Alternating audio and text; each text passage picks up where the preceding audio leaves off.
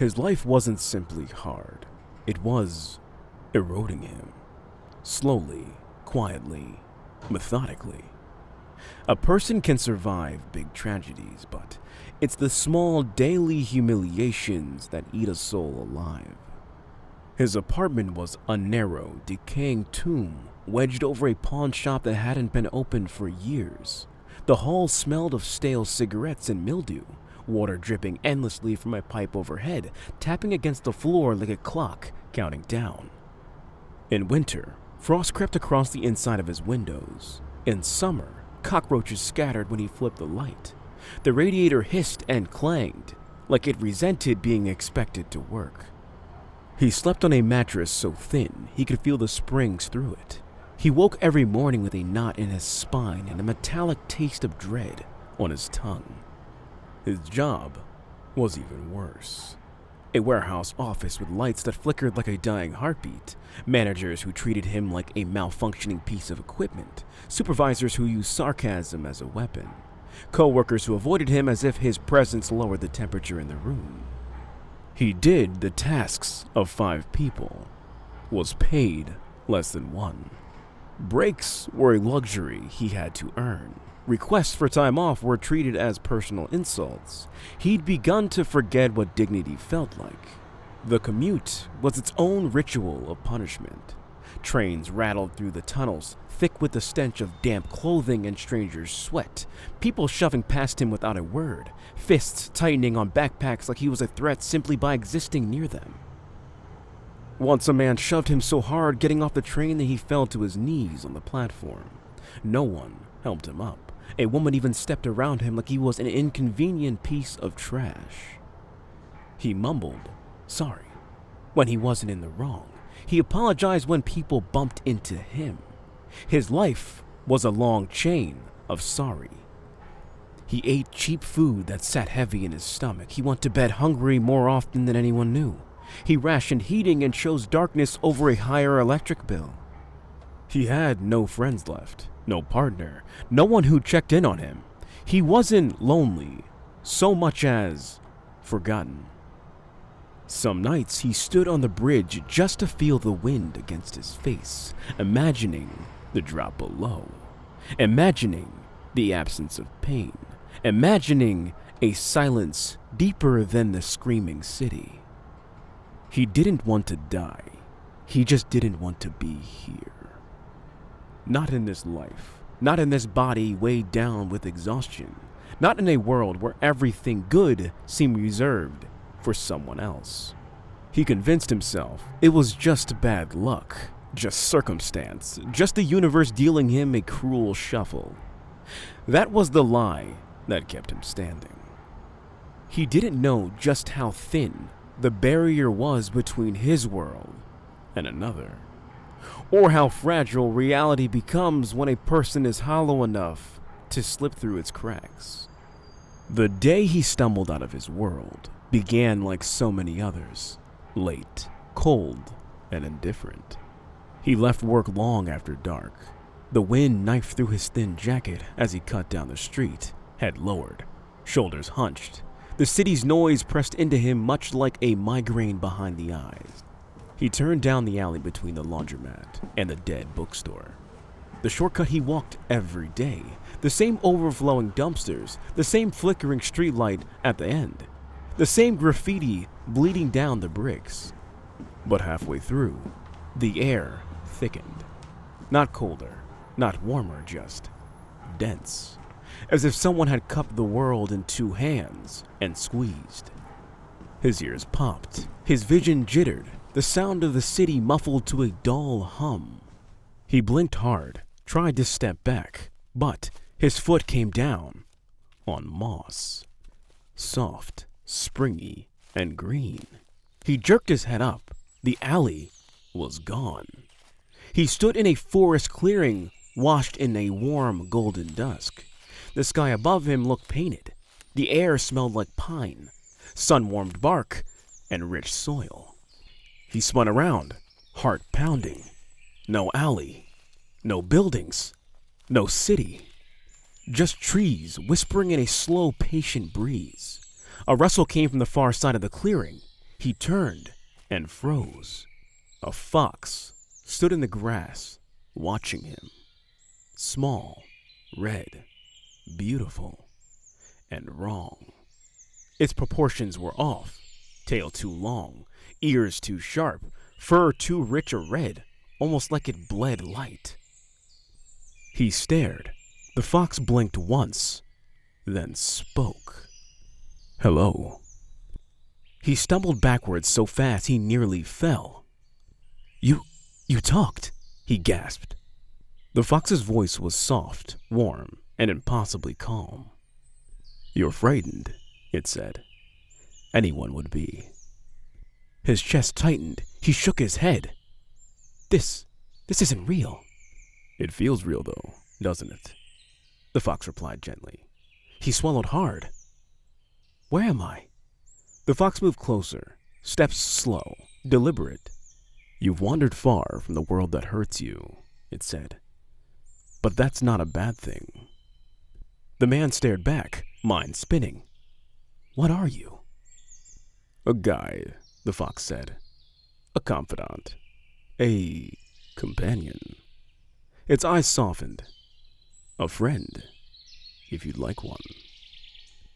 The warmth in his voice wrapped around him like a blanket after a year-long winter. "Come," the fox said softly. "Walk with me. There's something you need to see." And somehow, without fully understanding why, he followed. They walked under a canopy of tall, arching trees. The light filtered through the leaves in soft gold stripes that warmed his skin. The forest was silent in a way the city never was. Not dead, not empty, but peacefully alive. "You've been carrying too much," the fox said, as it trotted at his side. "Your world has a way of grinding people thinner than they realize." The man gave a hollow laugh. "That obvious, huh?" "To someone watching closely," the fox replied. A faint breeze drifted through the branches, brushing his cheeks. "You left a place that hurt you," the fox murmured. "That's the hardest part." "I didn't leave," the man said.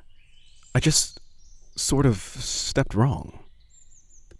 "Sometimes stepping wrong is the only way out," the fox replied. "You might as well see what you stumbled into." They crested a hill. "Look," the fox said softly. The town in the valley looked like something from a dream he'd been having his whole life without knowing it. Houses painted soft blues and yellows and greens, porches with swings, gardens in bloom, sidewalks clean but not sterile, worn just enough to feel lived in. Warm light washed over everything. "You should pull your hood up," the fox said lightly. "It'll keep the wind off." The man frowned. "It's not cold." "Humor me," the fox replied. "Some places prefer to meet strangers slowly." He didn't understand, but he did it anyway. Hood up, scarf wrapped around the lower half of his face. "Good," the fox said. "You look comfortable." They stepped into town. The shift in atmosphere was immediate. Soft golden light over painted storefronts, a bakery door propped open, letting the smell of fresh bread spill onto the street. A woman watering flowers in a hanging basket, a kid on a bike ringing a little bell just because it made him laugh. A jogger passed them. "Morning," the jogger said brightly. The man blinked, startled. He glanced down at the fox. The jogger hadn't looked at it at all. He watched as a woman with grocery bags hurried by. "Lovely day, isn't it?"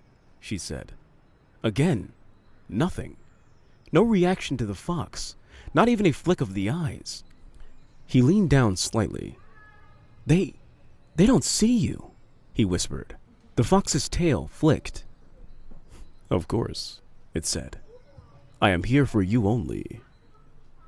The fox's words resonated warmly within him. They walked through the town square. Children chalked rainbows on the pavement. An older man sat on a bench feeding pigeons. Wind chimes tickled softly outside a bookshop with its door propped open. "Try saying hello," the fox murmured. "Just once."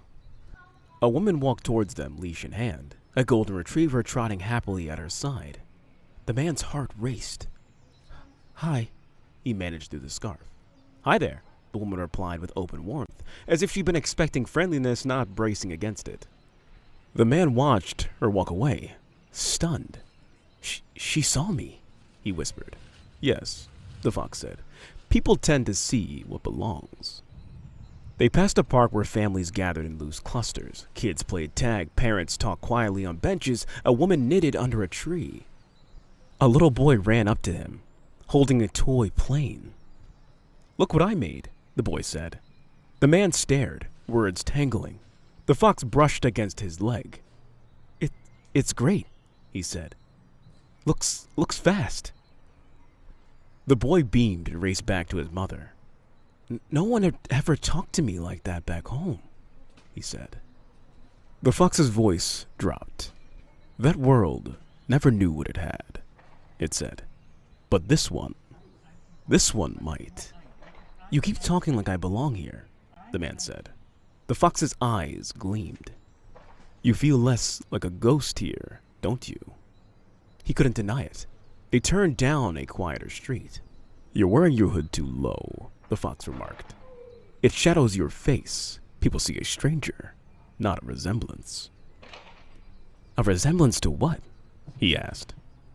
You'll understand soon, the fox said gently.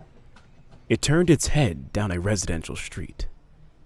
This, it said, is where the heart of this place beats.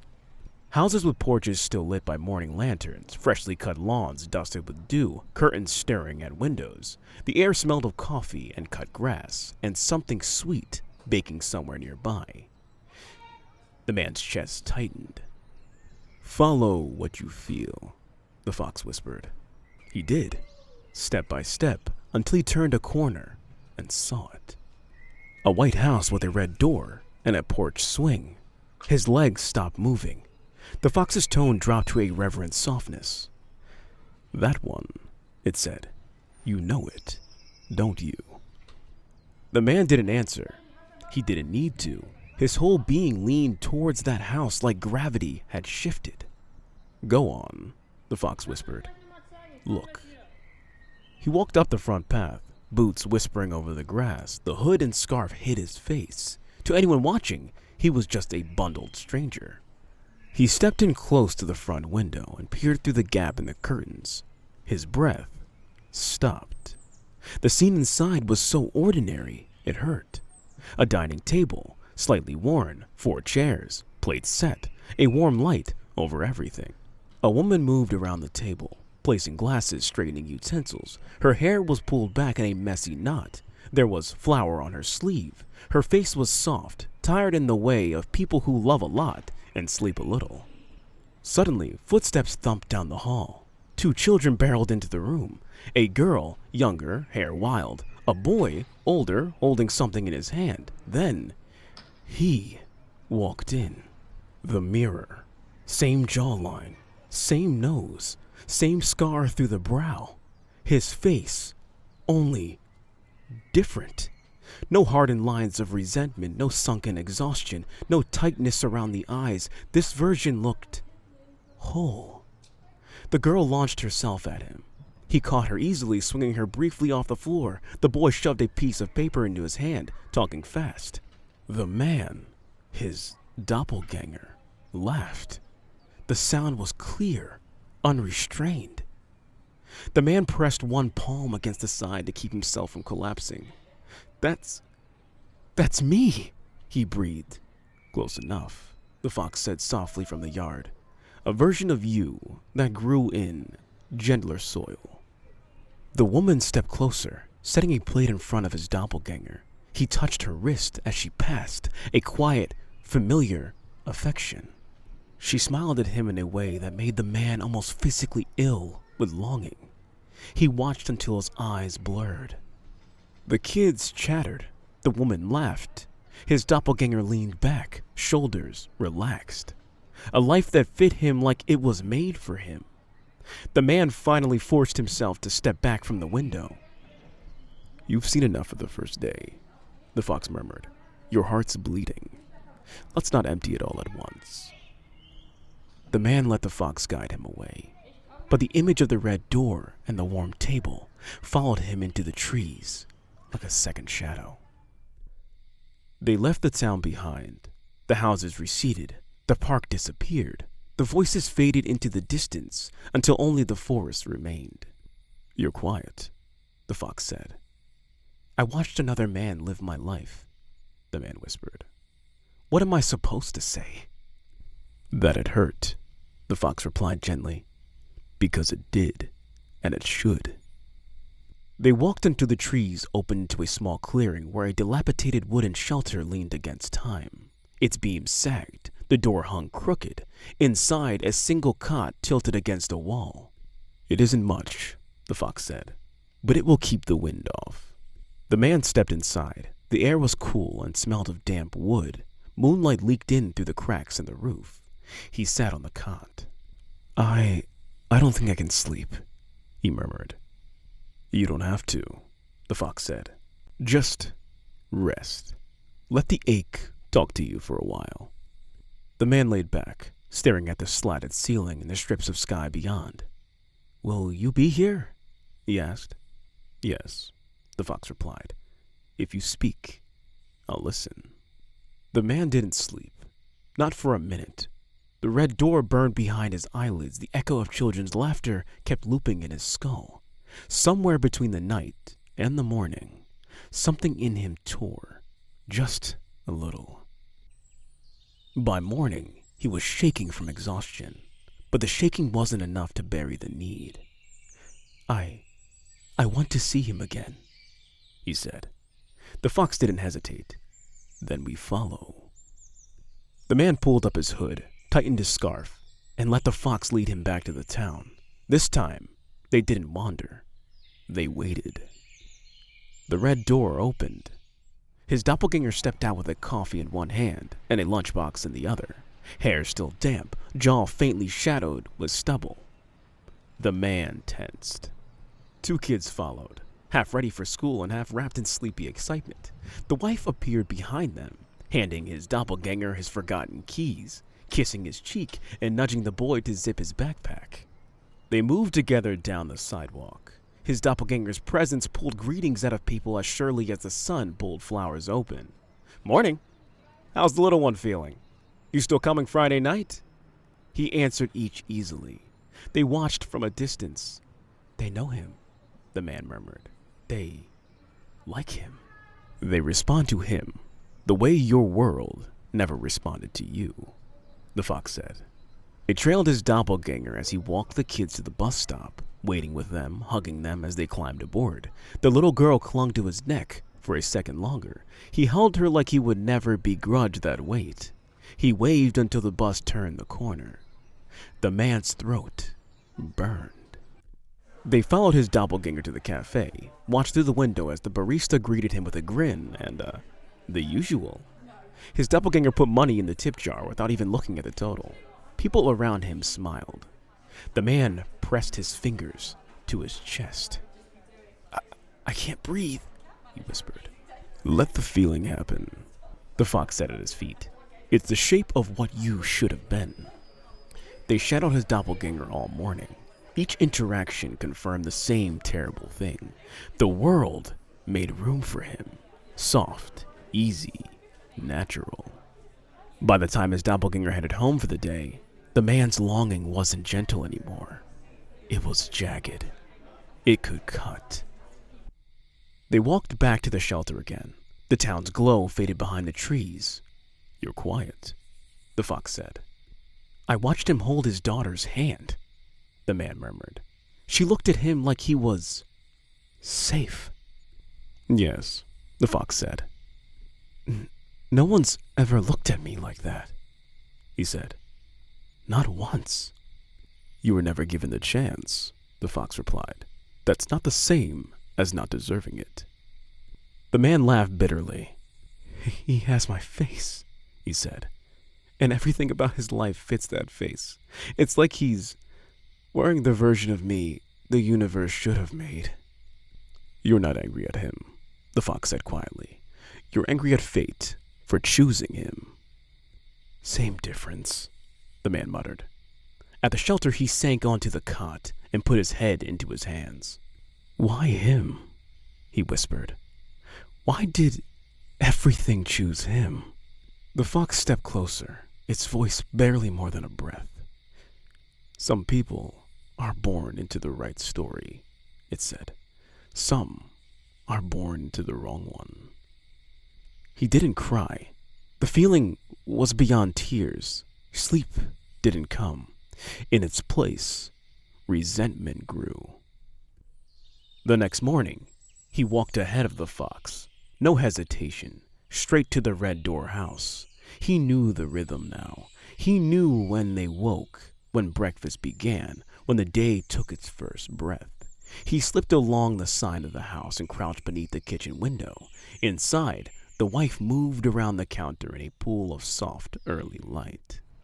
Hair in a messy knot, sweater hanging off of one shoulder, bare feet on the tile. She flipped pancakes in a pan, humming to herself. The kids rushed in, their voices overlapping, half fighting, half joking.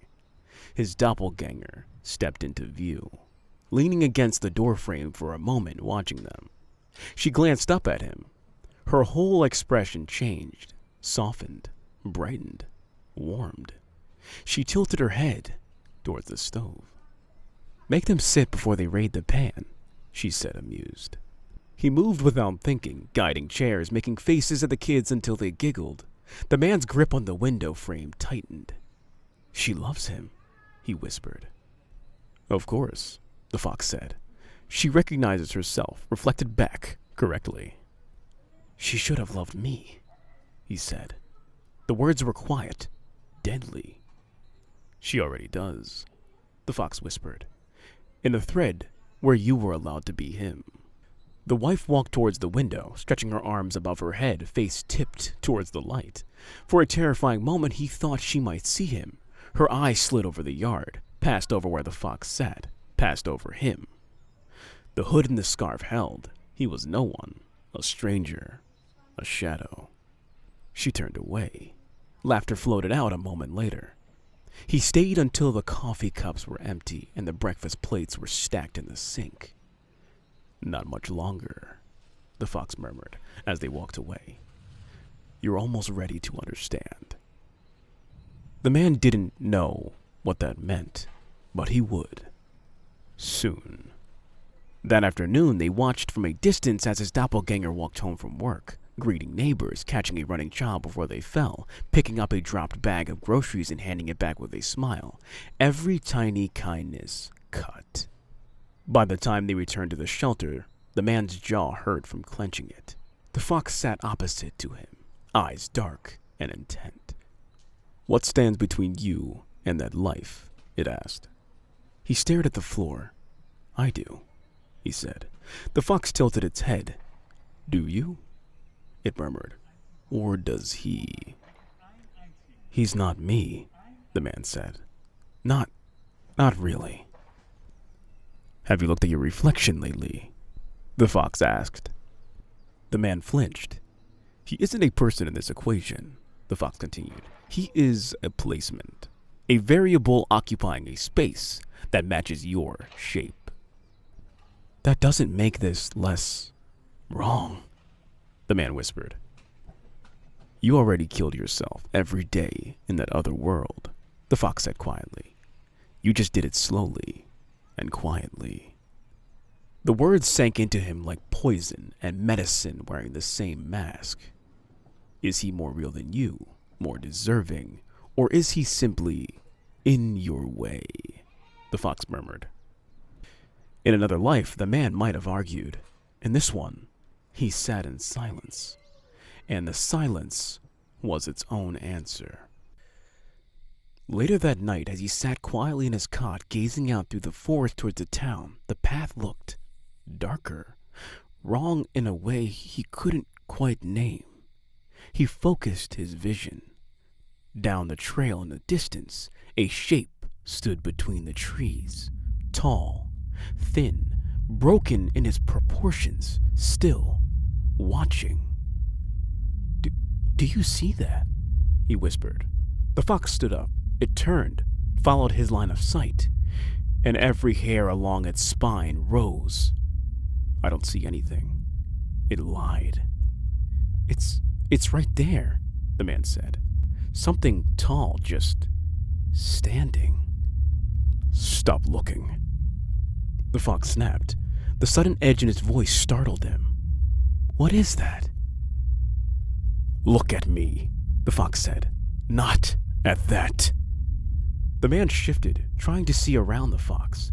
The figure leaned its head, just slightly, as if it had noticed him noticing. A rush of cold slid down his spine. Seriously, he whispered. What is that? The fox lunged closer, planting itself in his line of sight. Do not look at it, the fox growled. The man blinked, and the path was empty.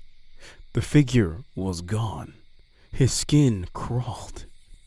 I swear something was there, the man said. The fox swallowed, voice tight. Shadows play tricks in thin places, it said. You're exhausted. Your mind is raw. But the fox watched the path for the rest of the night, and for the first time, the fox showed a hint of fear. Morning came flat and gray. He sat on the edge of the cot. The numbness inside him was starting to feel more solid than the floor. The fox padded in, pausing in the doorway. Listen, what you saw last night, it said, is just an echo. It was nothing. It was watching, the man whispered. Shadows always are, the fox said. You're safe here, with me. The reassurance should have felt hollow, but it didn't. It sank into him. He clung to it. I want to see him again today, he said. I know, the fox replied. You're closer to understanding everything. They returned to the town. The steps felt more certain now. He knew the path, the sounds, the rhythms. He knew his role. He was the shadow. On the way to town, the man was doing something new. He adjusted his posture, straightened his back, matched his footsteps to the memory of his doppelgangers. He copied little gestures, the way his doppelganger turned his head, the way he lifted a hand in greeting, the way he glanced at the sky as if expecting good weather. The fox noticed. You're practicing, it said softly. The man stiffened. No, you are, the fox replied, almost pleased. You're learning how his life feels in your body. I just want to understand, the man muttered. You already do, the fox said. You're just trying it on. They reached the neighborhood. His doppelganger stepped out of the house, coffee in one hand, shirt sleeves rolled, calling something back to his wife that made her laugh. He moved down the sidewalk. The man followed. This time, not far behind, but close. Close enough to memorize the exact slope of his shoulders, close enough to hear the tone of his easy good mornings, close enough to feel the terrible truth growing undeniable. He could be him. If he were standing there instead, no one would question it. The world would not glitch. The family would not crack. All he would have to do is step into the hollow his doppelganger left behind. And the thought did not feel monstrous anymore. It felt like a solution. They trailed his doppelganger through town. Each smile directed at him added weight. Each wave, each laugh, each casual contact layered another stone on his chest. By midday, the man's insides were a landslide. On a side street, his doppelganger paused to retie his shoe. The man almost walked into him. He stopped inches away. His doppelganger didn't look up, didn't see him, didn't know the man who shared his face was standing so close he could reach out and grasp his shoulder. The man stared down at his doppelganger's bowed head. Heat rose in his throat. The fox's voice brushed lightly along his ear. Say it, the fox murmured. He swallowed. He saw the wife, the kids, the red door, the warm kitchen, the life that had wrapped itself around this face and decided it was his instead. I'm going to take it, he said. The words came out flat, simple, true. The fox's tail flicked slowly. Take what? It asked softly. My life, he whispered. "The one he's living. The one that should have been mine." The fox leaned gently against his leg. "Yes," it breathed. "You finally understand." His doppelganger turned a corner, but this time, the man did not follow. He turned towards the forest, towards the shelter, toward the next step. The fox padded beside him in a complicit silence. He did not look back. He didn't need to. A decision like that left no desire for it. The sky became a bruised purple by the time they reached the clearing. He expected the same empty cot and bare floor. Instead, there was a bundle waiting on the mattress. Clothing, but not his. He stopped in the doorway. The fox slipped past him, hopping lightly onto the edge of the cot. A heavy coat, dark pants, gloves, boots, a knit cap. A perfect disguise. "Looks like someone left you a gift," the fox said. "No one comes here," the man whispered. "That you've seen," the fox replied. He touched the fabric. Thick, warm, new. "For me?" he asked. The fox's eyes gleamed faintly in the dim light. "Everything here seems to know you're ready," it murmured. He should have been terrified. He wasn't. Relief settled over him like a second skin. The world was cooperating. He sat on the cot, the bundle beside him. "I should sleep," he said. "You won't," the fox replied.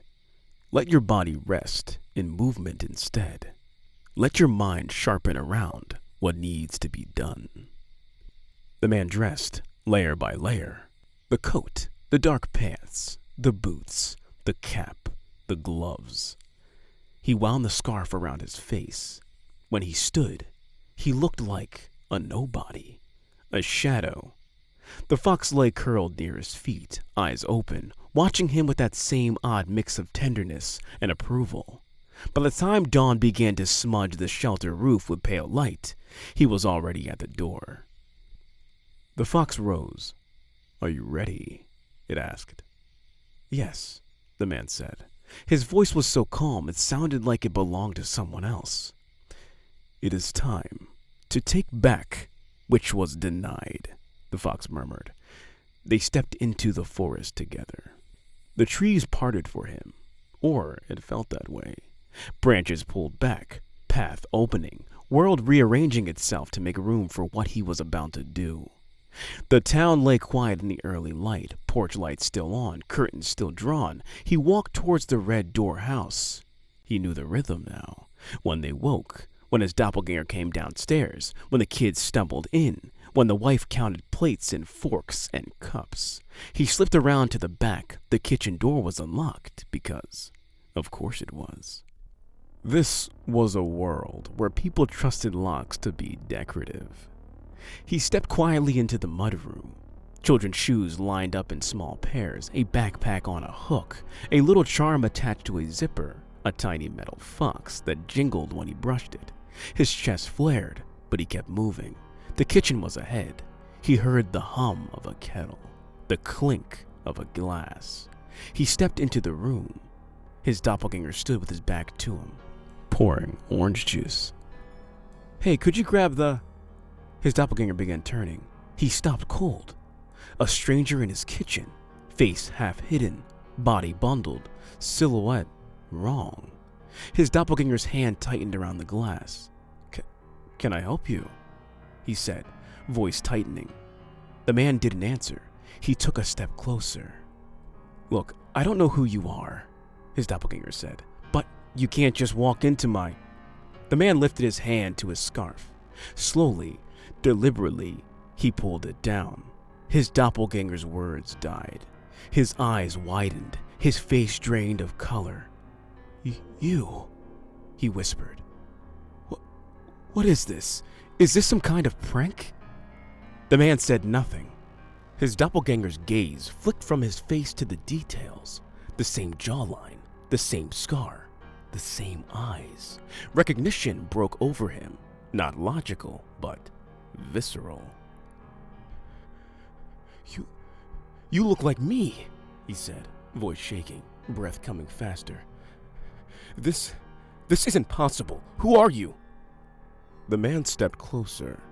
I saw you, he said quietly, through the window, at the table, with them. His doppelganger stumbled back, knocking into a chair. You shouldn't be here, he stammered. You're not... No, this is wrong. You need to leave. We can call someone. We can figure this out. Just go. I had nothing, the man whispered. You had everything. His doppelganger shook his head wildly. That doesn't mean... he began. It should have been mine, the man said. The fox sat in the doorway, tail curled neatly, eyes bright and still. Obstacles cannot be reasoned with, it murmured. Suddenly, his doppelganger lunged sideways, trying to reach the hallway towards the sound of his family waking. The man grabbed him, slammed him into the counter. The glass in his doppelganger's hand shattered on the floor. Orange juice arced across the tiles. Please, his doppelganger gasped. Please, whatever this is, it doesn't have to. My family. That's why I'm here, the man said. They are why I'm here. His hand found the knife on the counter, the same knife his doppelganger had just used to cut fruit, to slice bread, to make breakfast for the people he loved. His doppelganger's eyes locked onto it. No, he breathed. Please don't. They need me. They need me. They'll have me, the man whispered. He drove the knife forward. His doppelganger shuddered, a ragged sound tearing out of his throat. A second thrust, a third. Warmth spread across the man's gloved hands. His doppelganger's body sagged. The man lowered him to the floor, almost gently. His doppelganger's eyes darted, searching for something that wasn't there. An explanation, a saving grace, a logic. All he found was his own face, staring back with a calm, broken hunger. His lips moved. He managed one last fractured word. Why? The man swallowed. Because no one chose me, he said. The light faded from his doppelganger's eyes. The kitchen hummed with quiet. The knife clattered from the man's numb fingers. He stood, breathing hard. Slowly, his gaze moved around the kitchen. The cabinets, the table, the chairs, the door where the children would appear, the kettle steaming. Now his. A grim smile crawled onto his face. A warped kind of happiness. An almost holy relief. He had done it. He had taken the life that fit him. He turned, and suddenly found himself nose to chest with something towering and impossible. The Restorer has come. The kitchen froze. Light stalled in midair. Dust hung like tiny suspended planets. Sound died outright. Standing inches away, bent down too low, limbs too long, head pitched at a broken angle, was the Restorer. It exuded a pressure unlike anything he'd ever felt. Tall, thin, angles where curves should be. Its face was a constant shifting field of almost features, a dozen half-formed faces sliding in and out of existence. His body refused to move. Behind him, the fox's fur rose in a violent wave. It stepped forward, tail puffed, eyes glowing with a depth that made his skin crawl. The Restorer tilted its head with a sharp, almost mechanical twitch. Its voice filled the room. We warned you. The sound carried in multiple tones at once, too many voices speaking as one. The fox stepped fully between them. You have no authority here, it said. Its own voice was different now, lower, layered, older. Not over him. You oppose correction, the Restorer intoned. I oppose cruelty, the fox snapped. I oppose a design that assigns suffering so others may thrive. I oppose you. The Restorer's form glitched, limbs stretching, collapsing, and recalibrating. It regarded the fox. "You persist," it said. "And you stagnate," the fox replied, balancing lives like numbers. The air bent around them. The man watched, trembling. He had never seen the fox like this, small body, vast presence, eyes burning with something beyond animal. The restorer's focus shifted to him. He felt its attention land like an anvil. "You have breached a thread," it said. "You do not belong in this reality. Correction is required." The fox moved in front of him again. "He belongs because I chose him," it said. "I pulled him through. I guided him. He is under my ward." "You are a defect, a mere rebel entity. You should not exist." The fox bared its teeth. The shadows around it flickered, warping as if reality itself was having trouble holding its outline. "Maybe not," the fox said, "but I do, and I will not move." The restorer leaned down until its shifting, broken face hovered just above the fox. "You will be erased at the end of this correction. If you could erase me," the fox hissed, "you would have done it long ago." The restorer paused, acknowledged, then turned its attention back to the man. "You were never meant for the tranquility of this plane," it said. Its tone did not change. It was delivering a fact, not a judgment. "You were designed for weight, for balance." The man's chest seized. "No," he whispered. "No, I didn't choose that." "Irrelevant. Design does not require consent." The fox growled, a deep, layered sound. "He is not a designation. He is a person," it yelled. "Personhood is not a factor in balance." The man sank to his knees. I just wanted one good thing," he said. "Just one. One life. One chance." The restorer did not soften. "You are a necessary low. Others are a designated high. Balance will be maintained." "Your design is a cage," the fox spat, "and I will break it." "You have only delayed correction," the restorer said, "not prevented it." It reached towards the man. Its limb did not touch his skin. It touched something beneath it. He felt a grip close around his existence. "You will be returned. Correction will be enacted." "Then take me instead," the fox demanded. "Erase me, but leave him." The restorer didn't even turn. "Your existence is irrelevant to balance." The fox lunged at the restorer's limb. Body blazed with impossible light, but passed through like it was mist, slamming into the floor behind. It staggered back up, bleeding light, shaking, still defiant. "Leave him," the fox growled. The restorer ignored it and tore him out of this world. The kitchen did not explode. It inverted. Colors imploded, light tangled, edges folded in on themselves, sound became pressure. He felt himself stretched across 1,000 unseen angles, pulled, twisted, unstitched. The fox's voice reached him through the collapse. "Hold on to anything you can." "I can't," the man cried, or thought he cried.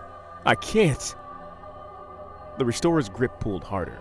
Memories jolted through him like lightning. The alley, the forest, the town, the red door, the wife's hands, the children's laughter, his doppelganger's face as recognition turned to terror. The knife, the blood, the sound his doppelganger made when the last breath tore out of him. Those moments branded themselves into his mind, permanent, indelible.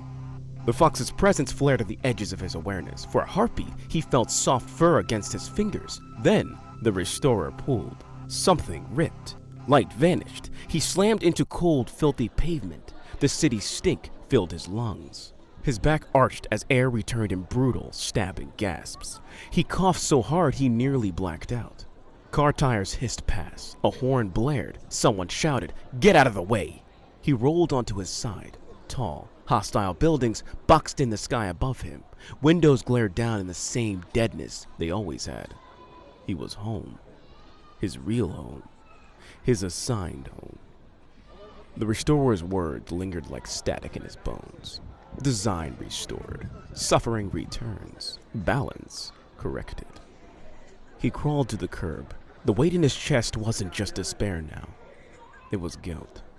Across the unseen divide, in that warm world, the family would be waking. They would walk into the kitchen. They would step in sticky orange juice.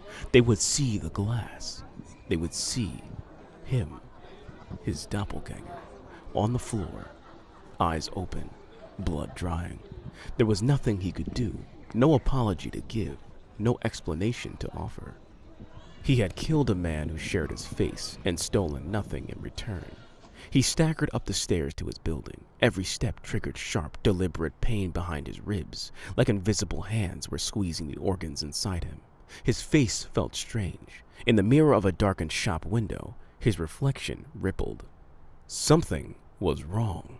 He leaned closer, a numb patch spread along his cheek and jaw, cold, dead, unresponsive.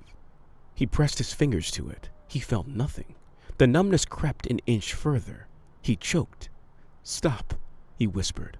"Stop, please."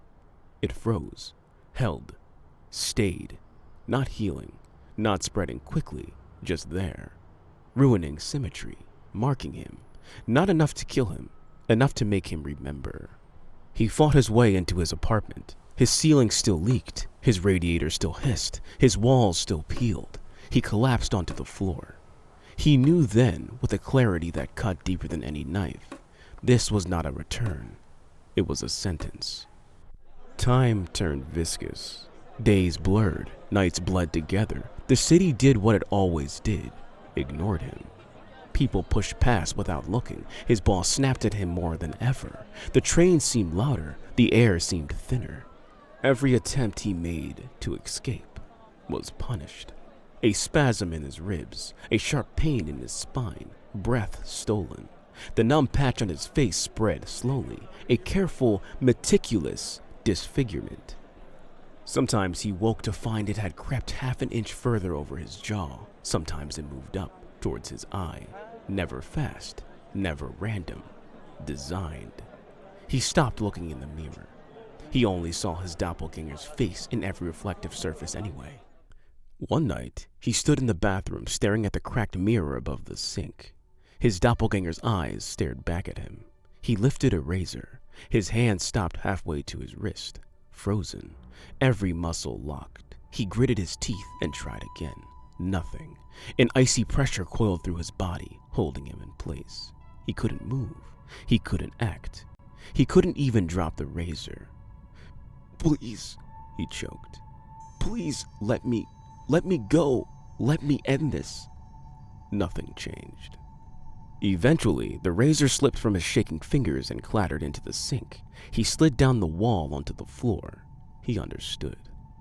He was not just meant to suffer. He was forbidden from escaping it.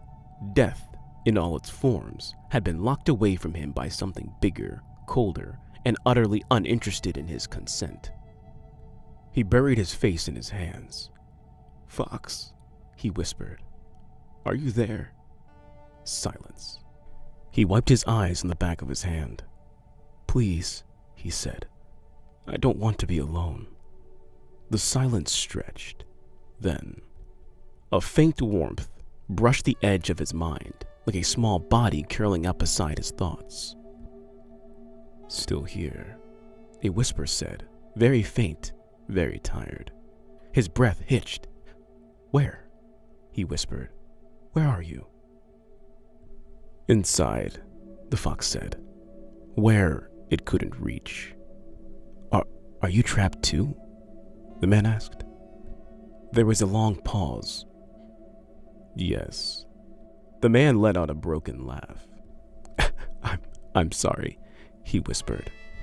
"For what?" the fox asked. "For dragging you down with me." The fox's presence pressed a little closer. "I chose you," it said. "This is my consequence, not my regret." The man stared at the ceiling. "At least you can leave," he murmured. Another pause, then, quietly. "I can't," the fox said. "Not anymore." The man went still. "You're stuck?" "With you, yes," the fox replied softly. "Until something breaks." The man laughed again, a sound with no humor in it. "What now?" he asked. "What's left?" "We endure," the fox said. "Designs crack," the fox whispered. Systems fail, balance tilts. It takes time, but nothing that rigid stays perfect forever. The man shook his head. I don't have time, he said. I have a life sentence. And we share it, the fox replied. You are not alone in it. The man did not answer. He continued staring at the ceiling instead, the patch of dead area creeping along his face, the tremor in his hand, and behind it, just for a moment, in the fractures of the man's mind, two amber eyes glowed. Not his, the fox, sitting somewhere inside the brokenness, watching, waiting. We are not done, it whispered. What? The man asked. The fox's voice curled into something almost sharp.